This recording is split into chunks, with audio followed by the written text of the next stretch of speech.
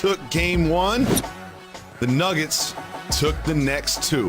What do you think about the Joker's performance? Stretch mark 5. The Joker's playing like a guy that can actually lead this team in winning this series.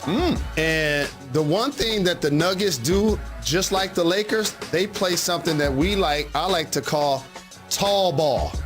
Talk to me. And that, to me, is the difference in these two squads. When I'm looking late in the game and the Joker's on the post and he's being guarded by Covington, who's my size at 6'7", I know that that's a mismatch because they don't have as many big bodies in Portland other than Nurkic that can physically combat the bulk and the height of Gordon, who can now play against Dame in the backcourt, and the Joker, who's playing up front. And just the height and the athleticism that the Nuggets can put out there has been a big-time problem for them. I miss Jamal Murray so much. Yes. I miss Jamal Murray so much. I feel like Jamal Murray makes this Western Conference so much more competitive. However, without Jamal Murray, you know what that means. You know what that means. What does that mean? More Campazzo! My king! Facundo Campazzo did his thing last night. Granted, he cannot guard Damian Lillard. Like, he can't guard Damian Lillard even close. However, Campazzo put up a stat line. You know that my king, Campazzo, he stands like, what, 5'4", 5'6"? He had 8 rebounds. He had 8 assists. You don't care about his rebounds. You have to put some respect on Campazzo's name, Jalen. You care about his fancy passes. It is time for you to come around to Campazzo Town. If they win the West, are you going to put Campazzo's picture up? First of all, they ain't win the West. The Lakers will win the West. We all know that. We all know Lakers will win the West. That's why I had your back. You know what I mean? Campazzo is the best 30-year-old rookie to ever play in the NBA. You know that's a fact. Arvydas Sabonis on line 1. Oh, no. Don't do that. You know Arvydas Sabonis is my guy. I just want to apologize to the whole Sabonis family. I want to apologize to DeMontis. I want to apologize to Arvydas. Arvydas Sabonis, I love you so much because he throws fancy passes even better than Campazzo. Moving on to another game last night, the Bucks versus the Heat. Jalen, I thought this was going to be much more competitive. I really thought this was going to be much more competitive. I can't front. I'm disappointed in the Miami Heat's effort. Talk to me. And for a team that's the defending Eastern Conference champion, of course you're going to start with their best players. And Bam and Butler have been a shell of themselves this year versus how they performed last year, in particular in the bubble and leading this team to the finals. And also, let's go deeper into the box score. Where's Duncan Robinson?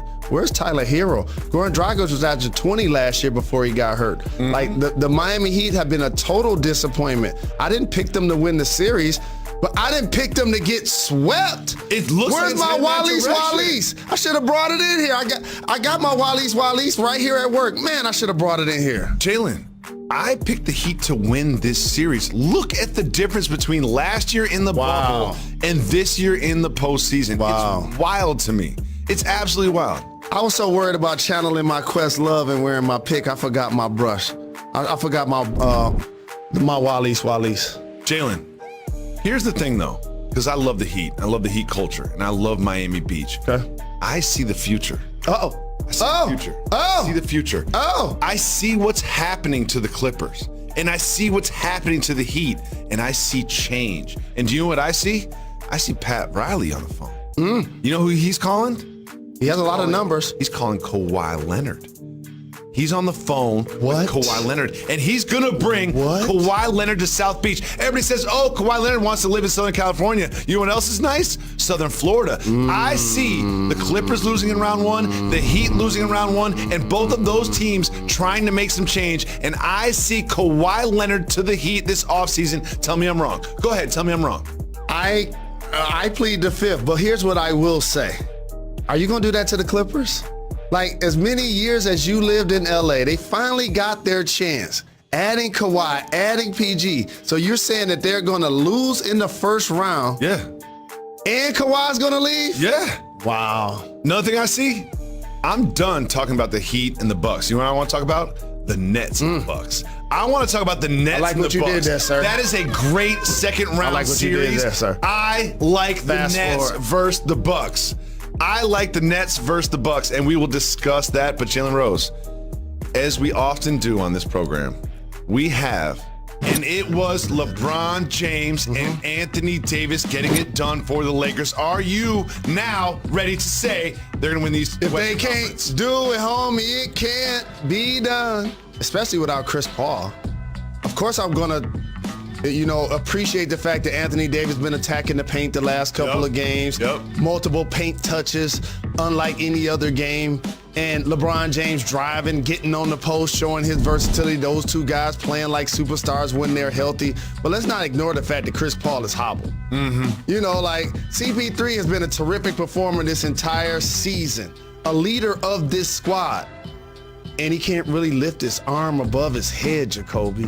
See it during the game. You know what I mean? See it during the game. Like, you know how feisty he is as a defender. You know how terrific he is as an offensive weapon and as a scorer.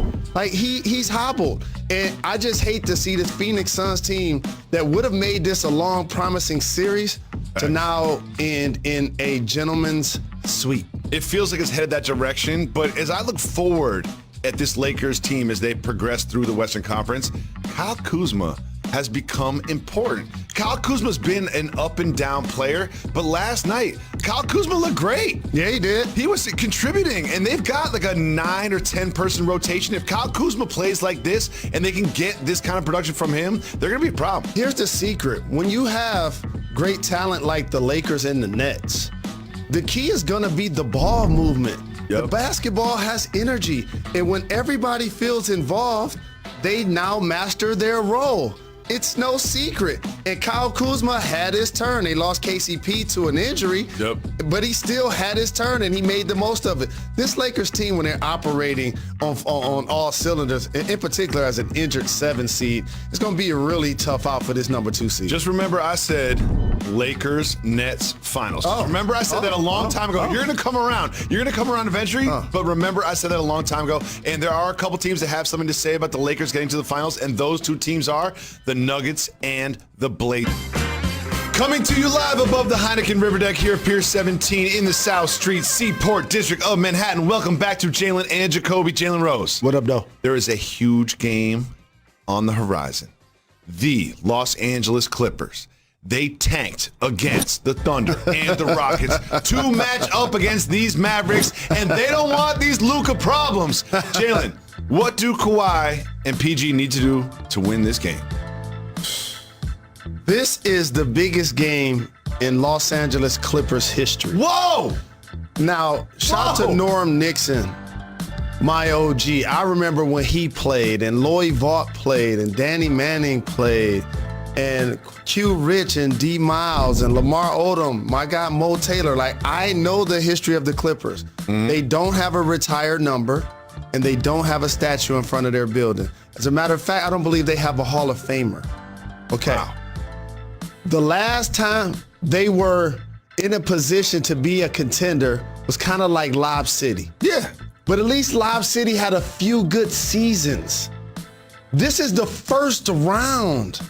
They got bounced in the bubble last year after adding Kawhi and Paul George by our Denver Nuggets. And then you come back the next year, change coaches from Dr. T. Lue, and lose in the first round? Oh, no, they just, no. They set up this first round matchup. They lost to the Rockets and the Thunder, who were both tanking to set up this matchup, and now they have the Luka problems. And if what you're saying is correct, doesn't it kind of become really important to keep Kawhi Leonard? Yes. Okay, so at least with Lob City, I was at the game when they lost to Houston when they came back almost down 20. Like, I remember like the Clipper meltdowns in certain playoff games, but they were in the second and third round against, they weren't necessarily the favorite like this. And so for Paul, for Kawhi, it's do or die. For Patrick Beverly, it's do or die. You know why? Because Luka's been scoring buckets actually on everybody. Them in particular. Everybody. But them in particular. And they're the lockdown defenders. And shout out to Tim Hardaway Jr. Put some respect on his name. He out here bombing for 3, putting up 20 plus. He been balling. If they can get a game from Kristaps, your guy, can he give him a game? Can Kristaps give him a game? He was good in game 2. He was good in game 2. All he needs to do is go to the strip club first. Correct. And then he performs in the game. Well, here's the thing. Right now, Kristaps is at the strip club right now getting ready for game 3. That's not how this works. It's the playoffs. He had to go in L.A. because he was on the road. Now he's at home. You spend that $50,000 at the house. Jalen, I agree with you. This is the biggest game in the history of the franchise. But let me tell you why. Talk to me. They signed Paul George to an extension, which they might regret.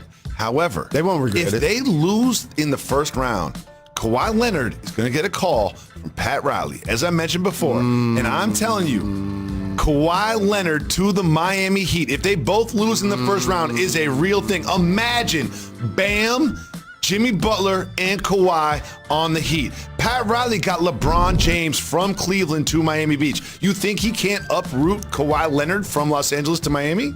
And also, they've been there, done that. Don't talk about the dynamics of the Miami Heat without mentioning Eric Spoelstra. Yep. Because whether it's a LeBron, D. Wade, and Chris Bosh, whether it's Jimmy Butler and Bam Adebayo is developing players like Duncan Robinson and Kendrick Nunn, I've seen him do it. But for Clipper fans, again, this is the most important game in the history of your franchise. And our producer, Demetrius, he's a Clipper fan, right? Yeah. He loves the Raiders as well. And he called himself jumping on the bandwagon.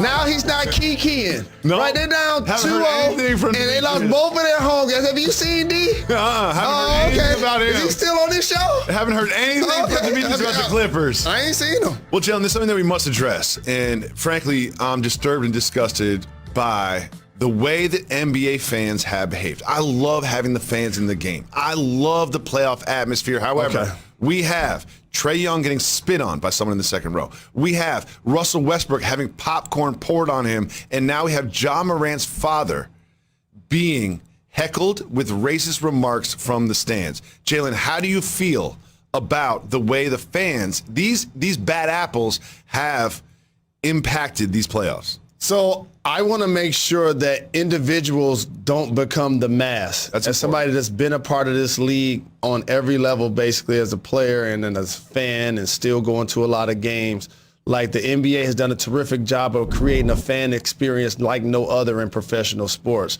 They're basically able to touch the players, able to slap high fives with the players, and that fan experience has grown the game exponentially, and the popularity of the players and the salaries of the players and the growth of the game. But with that being said, what is the one singular thing, your brother, for 10 years, what's the one thing I don't like when I'm in public? People taking pictures of you without asking. Because I'm not a zoo animal, right? I will do it. You don't have to be like, I got you, right? I don't like that. And this reminds me of that because you pay for your ticket, you're getting entertained, but you're trying to treat us like we're the zoo animals. And you wouldn't even throw popcorn on them. No.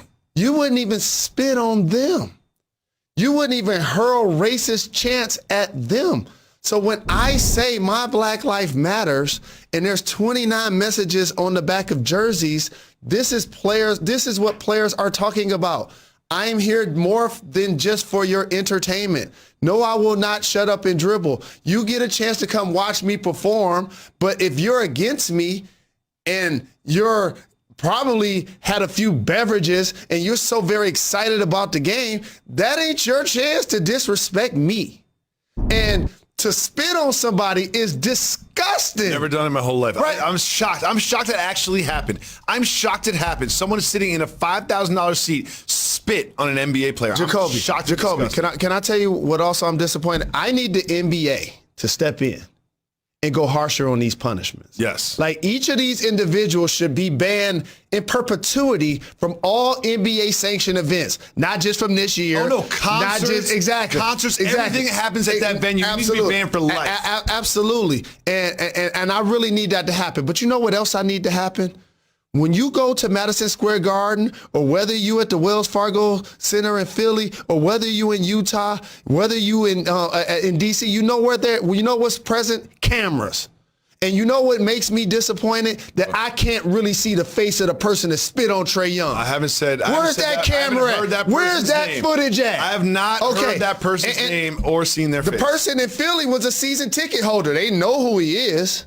Okay, Matt, I see the footage of Charles Oakley from a lot of different angles. Where's the footage of this guy spitting on Trae Young? We need receipts. We need to see their face.